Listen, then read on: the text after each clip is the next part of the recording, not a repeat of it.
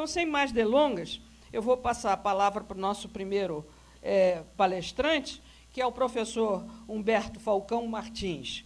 Professor Humberto Falcão Martins é diretor do Instituto Publis e professor da Fundação Getúlio Vargas na Escola de Administração Pública e de Empresas.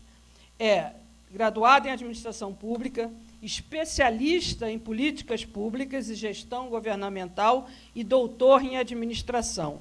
Quero ressaltar que o professor Humberto tem mais de 60 trabalhos científicos publicados, 19 livros e capítulos em livros, e também foi agraciado com o prêmio ANPAD de Administração Pública e com a medalha Hélio Beltrão, que foi um professor em matéria de administração pública. Professor, está com a palavra. Obrigado. Antes de tudo, eu queria dizer o seguinte. As questões que foram colocadas, eu tentei me pautar pelas questões que foram colocadas, né? Diagnósticos, proposições e o que é viável num horizonte de médio prazo, de um horizonte de governo. Eu vou focar em proposições, mas eu vou fazer referências a problemas por trás dessas proposições, para ser mais direto. Eu preferi ser um pouco mais abrangente e mais raso, né? Talvez durante o debate a gente possa aprofundar alguns temas, se for do interesse de vocês, né? E se os meus colegas aqui de painel puderem provocar também essas questões. E também dizer o seguinte, eu me baseei, em larga medida, num documento que já tem alguns anos. Esse documento foi elaborado a várias mãos, sob a batuta da doutora Evelyn Levi, e mais com a participação de outras pessoas, professor Caio Marini, Ciro Fernandes, Joaquim Castro, Ricardo de Oliveira, também participaram desse debate, no sentido de tentar costurar ideias e propor debates aos candidatos em 2014. Né? E esse documento ele começou a circular por aí, e agora, incrivelmente, por uma questão aí de afinidade eletiva, ele está tendo um outro boom de circulação. Então, eu estou muito baseado nesse documento, com alguns acréscimos e algumas supressões, que os meus colegas que ajudaram a elaborar o documento vão me perdoar por isso, com toda certeza. Né? E também, eu vou falar numa perspectiva quase sempre referenciada na administração pública federal executiva, muito embora a maior parte do que eu vou abordar aqui também valha para os poderes legislativo, judiciário e para estados e municípios, até porque a gente sabe que as políticas públicas acontecem em rede, né? E é tudo uma coisa só, é tudo administração pública. Né? E eu também não quero deixar de mencionar que a administração pública não é só um assunto técnico de gestão, né? A administração pública é um assunto político, altamente político também. Né? Eu vou abordar temas de gestão, mas eu não tenho nenhuma dúvida que por trás de todos esses temas de gestão que eu vou abordar, há questões políticas complicadíssimas relacionadas à forma como os governos se estabelecem no Brasil hoje, né? E que preciso pensar em dialogar essas perspectivas. Né? Eu não me proponho a fazê-lo, né? Mas apenas deixo claro que isso é importantíssimo. Muitas das coisas que eu vou propor requerem profundas mudanças no ambiente político, na forma de governo, na cultura política, inclusive. Né? Muito bem, tudo isto dito e posto, vamos em frente. Pode avançar, por favor. Né? Eu vou falar 8 pontos, 8 temas. Né? Vou ter que ficar olhando para trás, porque eu fiz uma lista grande que eu não tenho toda de cabeça. Mas o primeiro tema é estratégia e desempenho. Né? Qual é o rumo dos governos? Essa é a pergunta clara que está por trás. Né? Quem define propósitos, quem define prioridades, quem define resultados a serem alcançados, né? E quem define as iniciativas que têm que ser executadas. Né? Os governos são geridos por resultados ou para resultados? Né? Pergunta rápida e simples, não. Ou os resultados são resultados de um cálculo político oportunista, né? Mas não há uma visão de resultado de longo prazo. Né? O Brasil não sabe o que ele quer ser quando crescer. Né? Ele cresce, decresce, enfim, derrapa na curva aqui e ali, mas não há um projeto claro. Quer dizer, o debate político não proporciona isso hoje. Não há um debate programático em torno de objetivos de desenvolvimentos, né? Pelo menos de uma maneira abrangente. O debate político se amesquinhou, né? Definhou, tá? Em torno de coisinhas itens polarizados e coisas que o valham, né? Então, falta essa perspectiva de longo prazo. Isso pode e deve estar num plano de desenvolvimento de longo prazo. Não tem nada que ver com PND de ditadura, não tem nada que ver com plano tecnocrático, nada disso. É um plano debatido, dialogado, consensado, que pince algumas visões. A grande questão aqui do plano de longo prazo é a questão da visão, né? Falta uma ideia visionária do projeto país, né? E não é o projeto país que está na cabeça dos economistas estruturalistas da década de 60, que é ter um projeto e ter autonomia para cumprir aquilo. Também não é isso, né? É o projeto país como um plano aberto que vai sendo modificado, é dinâmico, dialoga com o mundo, dialoga com tudo. Mas não tem um debate de longo prazo. O PPA não proporcionou isso, né? O PPA virou um orçamentão mal feito. O PPA perdeu tudo que ele tinha de planejamento, né? Ele foi vampirizado pela perspectiva do planejamento, né? Então, é preciso ter uma ideia de longo prazo, com um claro componente visionário, né? É preciso alinhar as agendas setoriais e regionais, porque não é fácil, né? Os ambientes de política pública têm as suas dinâmicas, né? Nós sabemos, educação, saúde, meio ambiente, etc. E essas dinâmicas elas têm que dialogar com algo de mais longo prazo, né? Essa questão da concertação e da fragmentação de políticas é uma questão muito séria, mas é possível ganhar a coerência nas políticas públicas e nas agendas setoriais, né? Sim, o PPA tem uma utilidade de médio prazo, num horizonte de governo, como uma proposta de governo para iluminar os orçamentos, sim, aí, como instrumento de integração, planejamento, orçamento, fundamentalmente, né? É preciso ter uma carteira de projetos prioritários, porque dificilmente uma organização, um governo, vai conseguir ter uma carteira de 200, 300 projetos prioritários, porque não é prioritário, né? Me refiro às práticas últimas aí do Avança Brasil, Brasil em Ação, PAC, etc., né? Que seja uma carteira prioritária e que tenha uma coerência com a finalidade, que não seja uma colagem, né? Uma carteira caótica de coisas que estão por aí e são amontoadas, né? Contratualização significa um ingrediente fundamental na gestão para resultados, você desdobrar o plano, né, em pactuações com a primeira linha de governo, com ministérios ou secretarias ou coisas que o valham, desdobrar isso para dentro, né? Aí sim você começa a pensar um modelo de gestão para resultados em camadas com todas as suas coerências, uma camada macro, né, de longo prazo, de macro governo, setorial, de ministérios ou secretarias ou coisas que o vai, desdobrados indicadores, né, metas a serem alcançadas, incentivos se alcançarem as metas, mecanismo de monitoramento, de avaliação, tá certo? Resultados não acontecem por acaso, não existe mão invisível na área da gestão, tá certo? Você tem que ter uma mão visível de programar, claro, você vai reprogramando na medida que a coisa vai andando, né? Então, isso é fundamental. Avaliação de organizações, programas e políticas, avaliação começa a entrar em evidência, a gente faz muito pouco isso ainda, né? Planejamento e avaliação é um binômio, não podem estar separados nunca. E avaliação de impacto regulatório, destacando a questão das instituições regulatórias, que não se restringem também às agências reguladoras. Então, o propósito desse primeiro tema assim, é dar um rumo, é estar claro para onde seguir, é tentar gerar acordos e concertações a respeito de gerar resultados que sejam, obviamente, demandados, legitimados pela sociedade para gerar valor público, né? Próximo slide, por favor, né? O próximo slide é um território absolutamente complicado, né? A gestão de pessoas. Bom, a gente sabe que a burocracia pública ela não é só uma plataforma de prestação de serviços, de formulação de políticas, ela também é um espaço de poder, né? Que é utilizado pelos seus ocupantes em alguma medida em benefício próprio, né? Carreiras que se apropriam das suas funções, né? O corporativismo feroz é uma forma de patrimonialismo, não há a menor dúvida disso, né?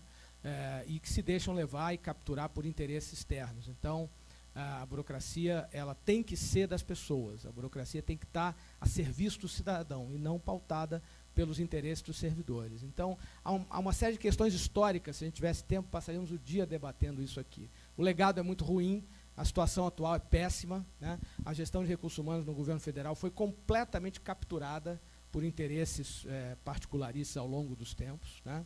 Então, há um trabalho duro, fundamental, de grande envergadura política e técnica que tem que ser feito e encarado. Qual é o serviço civil do futuro, né? no mundo de transformações, né?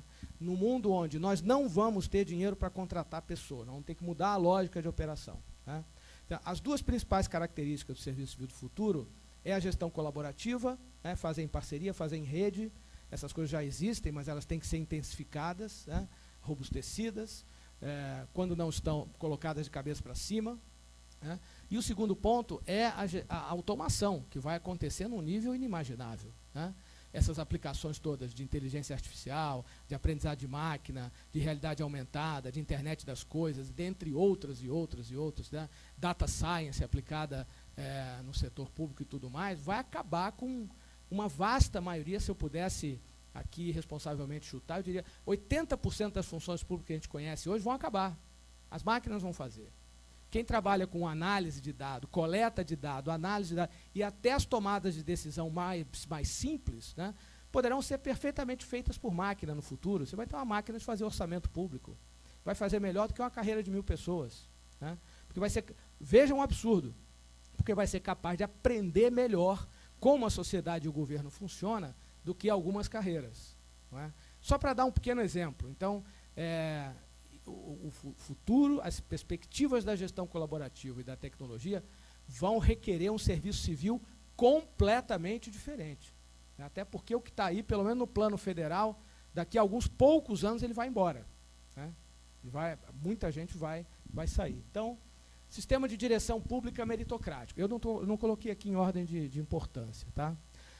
Direção pública, né? É o famoso elo entre o serviço civil e a política, porque a gente trata dos ocupantes de cargos gerenciais. Né? Hoje ele é misto, ele é semi-aberto. Isso é bom, ele é muito ruim quando é fechado, ele é muito ruim quando é totalmente aberto. Mas ele é pior ainda como o nosso, totalmente sem critério, né? Para nomear e sem acompanhamento. Então, tem que ter critério para entrar e tem que ter avaliação para tirar, o que significa critério para entrar e critério para sair. Redimensionamento da força de trabalho, né, vai sem dizer, quer dizer, a força de trabalho ela é muito mal distribuída. Né? É bem verdade que pelos indicadores internacionais, os indicadores não são bons, mas pelos indicadores internacionais, o poder público federal no Brasil é pequeno, mas ele é sobretudo mal distribuído. Né? Falta muita gente em lugares importantes, sobra muita gente em lugares que são menos importantes, mas, de novo, os desafios tecnológicos vão impor outros parâmetros de reconfiguração dessas forças de trabalho, qualitativa e quantitativa. Regimes diferenciados de trabalho. O regime jurídico único foi um equívoco fenomenal. Né? Engessou, encareceu, né? Impôs um custo previdenciário impagável, né? Muito embora a gente esteja falando em reformas ou coisa que o vale, e injusto, fundamentalmente, né? Porque a grande maioria das pessoas que já se valeu dos seus benefícios não contribuiu o suficiente, né? E sobra para o cidadão pagar. Então, é absolutamente fundamental pensar, sim, em regimes jurídicos diferenciados. Né? E isso é uma tarefa de envergadura política e jurídica inacreditável. Né? Mas eu não estou preocupado com essas amarras aqui agora. Né? Novas formas de recrutamento e seleção. Os concursos não selecionam, são baseados em conhecimentos apenas. Né? Deveriam ser baseados em conhecimentos, em habilidades e em atitudes. Né?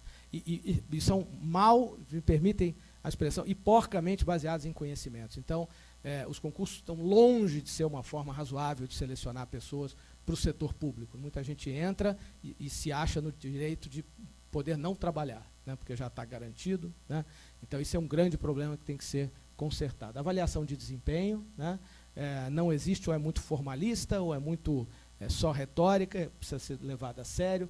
Reestruturação de carreiras, há muitas carreiras, há fragmentação de carreiras, a tendência do Serviço Civil do Futuro são menos carreiras, carreiras mais amplas, carreiras mais horizontais, que dialogam com várias organizações. Né?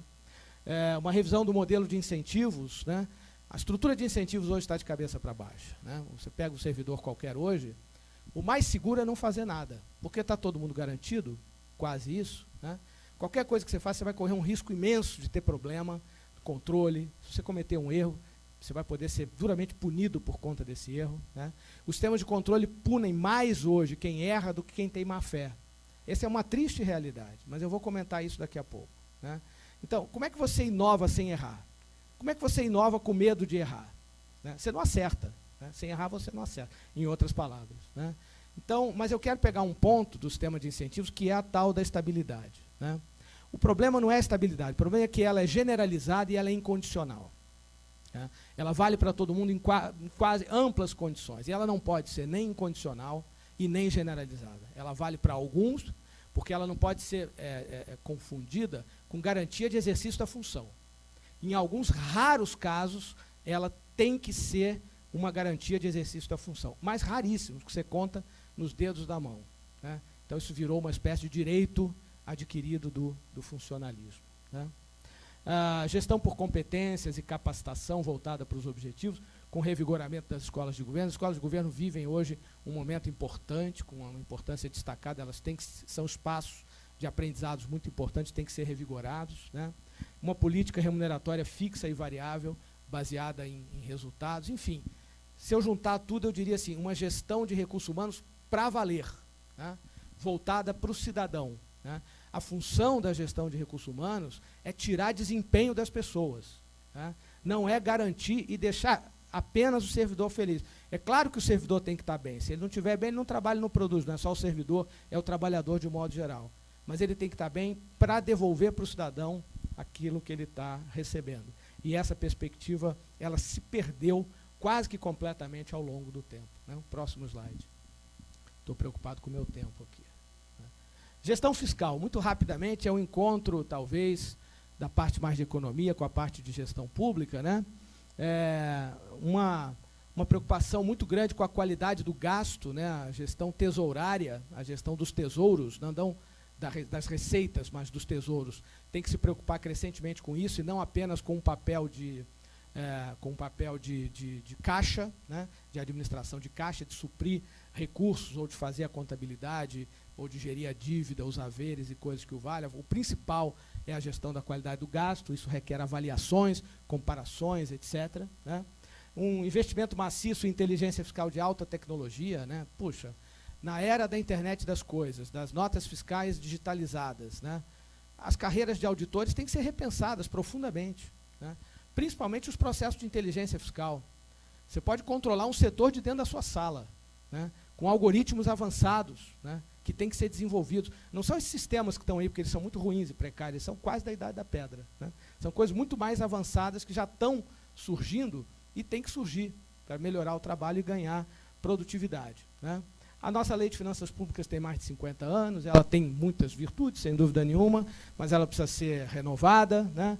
A LDO precisa ser mais focada em diretrizes, a LDO virou uma coisa. Né? A LOA tem que ter uma previsão de receita mais realista. Né? A flexibilidade orçamentária é um grande problema, né? A rigidez. Essa também é uma questão política da mais alta magnitude. Né? O grau de discricionariedade é mínimo. Né? Isso é um grande problema das vinculações. Né? E restrições a emendas oportunistas, que a gente sabe que acabam, de alguma maneira, dilapidando o orçamento. E, por último, orçamento para resultados, que significa você ter uma vinculação muito clara entre o que você está tirando daquele recurso alocado em termos de resultado, por que o resultado não está acontecendo eventualmente, e o que você vai fazer para melhorar essa relação e proporcionar um maior valor do dinheiro para o cidadão. Né? Próximo slide, por favor. Organizações e parcerias. Né? Então, como é que o governo se estrutura? A estrutura ela é muito grande, ela é muito mal desenhada, e o desenho da estrutura vem piorando nos últimos anos. A gente tem alguns estudos que demonstram isso. Né? É preciso fazer uma grande reorganização. Né? Isso dialoga, obviamente, com os governos de coalizão, a necessidade de você criar estruturas para compartilhar o poder com partidos da sua base aliada, que acaba deformando, gerando 1000 problemas. Né? Será que não há um ponto ótimo de encontro entre essas coisas? Alguns estados ensaiaram governos de coalizão com desenhos mais otimizados. Né? Então, é muito importante reduzir as estruturas e principalmente melhorar o desenho, né? Mais do que reduzir.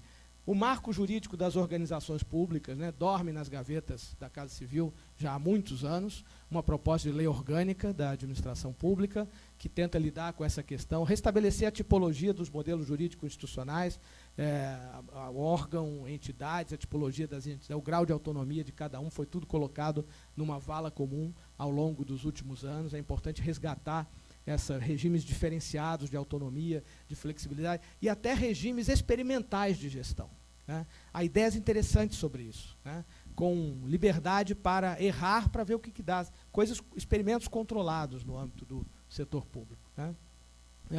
Uma política de organização e de parcerias, né? Unidades especializadas de serviços administrativos, tentar aglutinar as áreas meio para ganhar qualidade de atendimento, para racionalizar, né? E, principalmente, os modelos de parceria, né?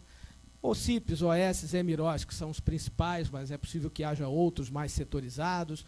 De novo, a governança colaborativa é uma grande tendência no futuro, já é uma realidade, esses modelos precisam ser, a lógica esses modelos precisam dar certo, né? Porque a governança colaborativa é irresistível, ela vai acontecer de qualquer jeito. Se os modelos não funcionarem, ela vai acontecer errado. Se os modelos funcionarem, ela vai acontecer melhor, em benefício do cidadão. A gente está vendo aí, em várias áreas, né, as parcerias salvando o interesse público, na educação, na saúde, etc. O poder público não dá mais conta, pelas suas estruturas canônicas próprias, internas, de resolver os problemas. Ele precisa se parcerizar. Então, ele tem que se parcerizar bem. A gente não tem alternativa em relação a isso. Ou a gente aprende a fazer isso bem, ou a gente não vai ter política pública implementada, né? Os ministérios jamais darão conta, as estruturas canônicas diretas jamais darão conta de implementar com a mesma flexibilidade das boas parcerias, né? Próximo slide, por favor. Próximo tema, muito rápido, é compras governamentais, né? Rápido, o governo compra mal, gasta muito dinheiro, compra errado, compra coisa que não presta, né? Ou não aproveita direito o dinheiro que tinha que comprar. Há um grande problema da legislação, a legislação está caindo aos pedaços há muitos anos, vem sendo remendada, recalchutais aqui e ali, não adianta, tem que discutir quase do zero uma nova lei. Já há propostas interessantes tramitando por aí, mas esse debate tem que ser resgatado. Muita gente não tem ímpeto de mudar a 8666 porque já aprendeu a fraudar a 8666, então uma nova lei de licitação requereria um aprendizado para quem quer usá-la para o bem e para o mal. Então, isso é um grande problema e um grande impedimento, mas esse debate urge acontecer o mais rápido possível. Há um grande problema de planejamento de compras, as pessoas compram sem saber de necessidades, de especificações, de demanda, etc., né? Sistemas compartilhados de suprimento precisam se azeitar, né? E a modernização dos sistemas de convênios também é um outro ponto-chave relacionado a isso. O próximo slide, por favor, né? Peço desculpas pela correria, né? Outro item fundamental, transparência e interação, né? A gente tem uma lei de acesso à informação que é porcamente implementada, né? Eu preciso, com muita frequência, coletar dados para pesquisa, sofro, porque antes da lei de acesso à informação eu pedia e as organizações, muitas delas me davam. Agora eu peço e tenho que enfrentar um trâmite infernal de preencher papéis, de esperar, de cumprir requerimento. Em alguns aspectos eu acho que piorou, né?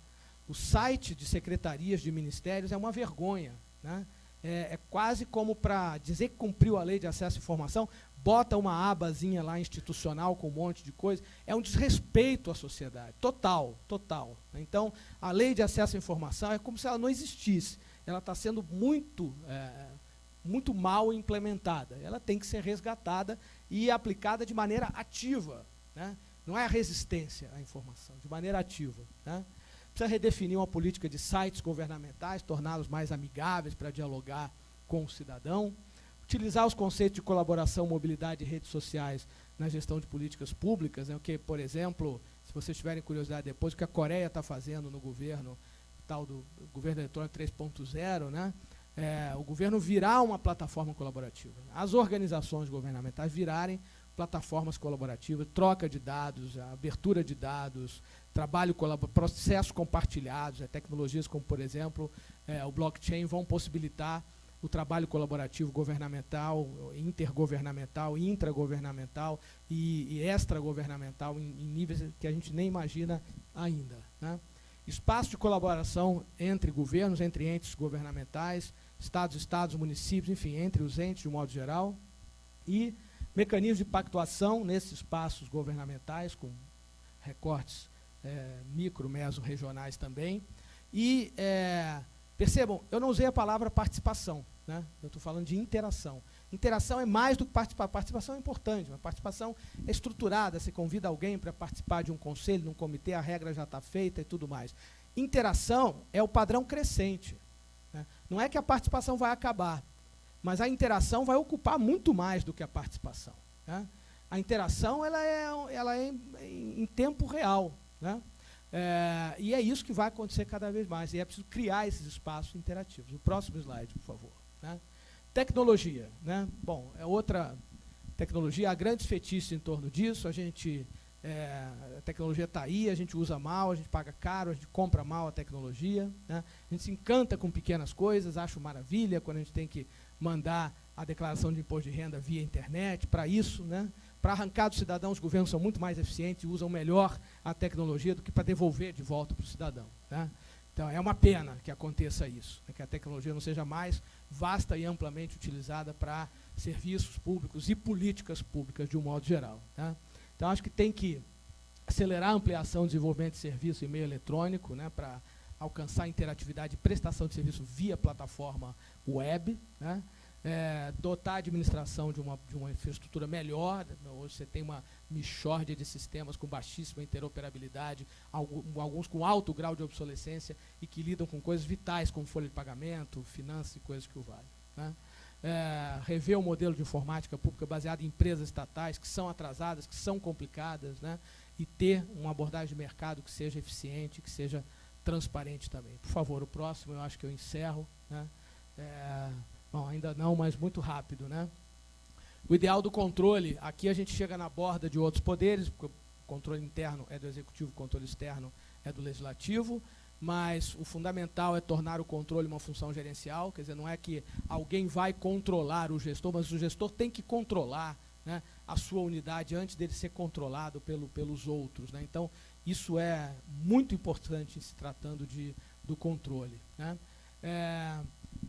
Os controles se fortaleceram muito nos últimos tempos, a gente sabe disso, né? Hoje eles conseguem ter uma alta resolutibilidade para pequenas coisas, decorrentes mais das vezes de erros, e uma baixa resolutibilidade para grandes coisas, decorrente de má-fé, da corrupção no atacado. Mas também existe a corrupção no varejo, a granel, que é muito difícil de lidar com ela, que é a corrupção no nível da rua, que tem a ver com várias outras coisas de cultura política, de incentivos, etc., etc., né?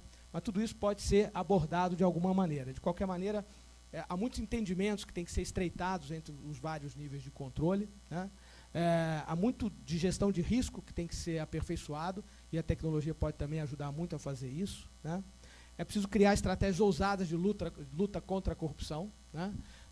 Coisa que já se tentou no nosso marco jurídico, mas não passou, como, por exemplo, a possibilidade de você fazer mecanismos de artimanhas para pegar, ensaios de situações para pegar pessoas em atos de corrupção, né? E mecanismos de waivers e de soft law, né? Eu acho que isso no mundo jurídico é muito mais difícil discutir, né? No nosso direito administrativo ele é bastante impeditivo de algumas novidades que outros países têm feito. Você ser perdoado do cumprimento de determinadas regras se você tem, visto o seu panorama geral, um desempenho extraordinário ou coisa que o valha. É claro que há gradações, né? O último, né? Bom, o último, né? Como é que a gente consegue dar conta de tudo isso, né? Então, uma parte disso requer um modelo de transformação que é incremental, é oportunista no sentido estratégico da palavra, no sentido bom da palavra, né? Ou seja, são agentes públicos comprometidos, com cabeça de inovação, com a mente aberta, com vontade de acertar, né? Costurando coalizões, né?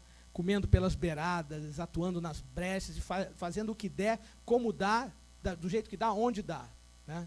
Então, essa abordagem de inovação vai muito ao encontro dessa perspectiva, né? Pega a tecnologia, aplica do jeito que dá, ganha um pouquinho aqui, mas vai incrementando, que de repente você consegue gerar um efeito sistêmico muito bom, né?